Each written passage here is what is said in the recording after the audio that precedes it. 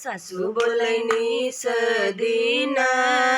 बोलिया हो ननद ताना मारई हो ननद ताना मारई हो मोरी सखिया कने हो करमवा से चूक्यू हो ललन नाही पायू हो ललन नाही पाए पिड़वा पे बोल येसु गनवा हो मधुर बोलिया बोलई हो मधुर बोलिया बोलई हो मोरी रानी मातु पिता के गरी आयु हो करमवा से चूक्यू हो ललन नाही पायु हो ललन नाही पायु किहलु न सासू जी के सेवा हो जेठनिया से झगड़ियू हो जेठनिया से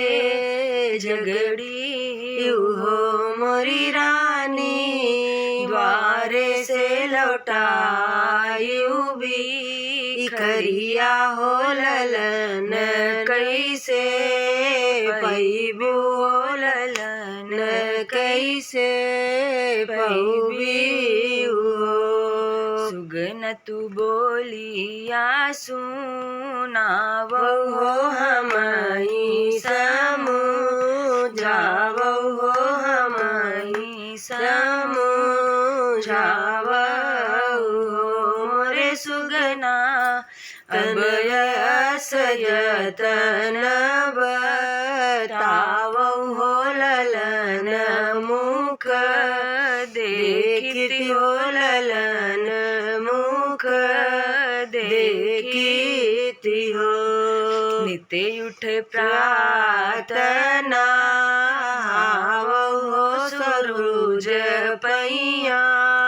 लागे हो सूरज पैया लागे हो मोरी रानी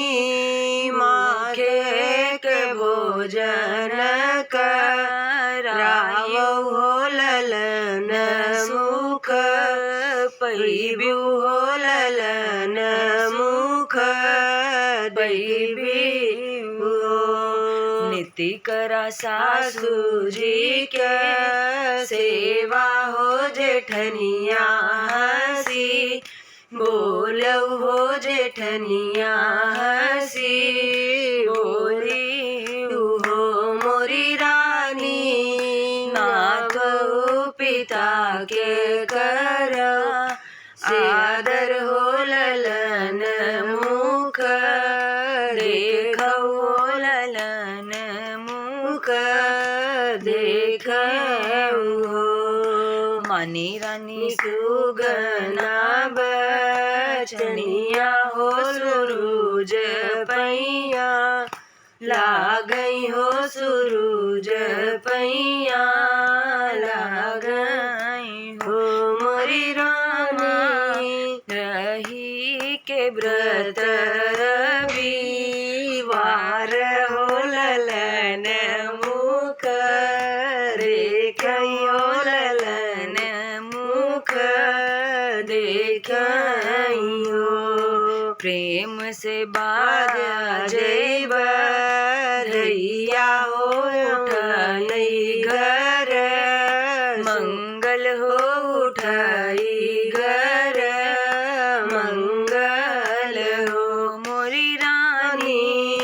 छुटी गए बजनिया के नाम हो बजनिया घर सोहर हो बजनिया घर सोहर हो मोरी रानी छुटी गए हो बजनिया के नाम हो बजनिया घरे सोहर हो बजनिया घर सोहर